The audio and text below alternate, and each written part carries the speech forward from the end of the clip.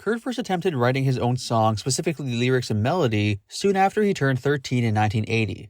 Although he didn't have his own proper guitar at the stage, just an awkward wooden Hawaiian lap guitar of his dad's, he would formulate ideas. His Aunt Mary was a musician. When he'd go over to Aunt Mary's and go to her dining room, he would plug in and his own tunes came to life. Bands like Blondie and Devo were high on the charts, and it soon became apparent to Kurt that his musical ideas could be just as valid as those that made the market.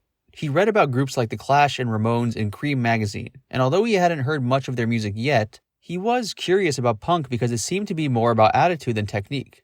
As for his lyrics, Cobain told Howl in 1993 that even at this early stage, he never took them very seriously. Even then, he said, he wasn't looking to tell stories in his poems, telling the publication, quote, "It's always been abstract." Kurt also had a strong curiosity about what made instruments work. Around this time, when his father's guitar amplifier stopped functioning, Cobain took it apart to see if he could fix it. Such skills would come in handy as his interest in music grew. With his Aunt Mary's encouragement, Kurt made his first known demo tape of original material during a visit to her home in Seattle over Christmas in 1982.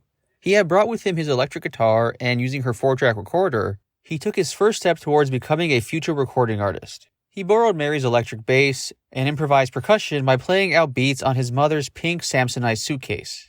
Recognizing his aunt's generosity and encouragement, Kurt was always respectful of her and extremely careful with her equipment. Kurt called the project Organized Confusion.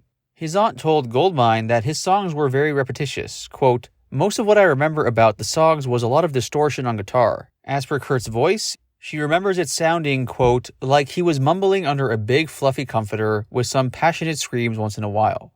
Although Kurt might ask for technical help when he got stuck with a particular approach, he was pretty secretive when it came to the final output. At that stage, Mary recalled, Cobain was guarded because he didn't really like someone just poking fun at it, in her words.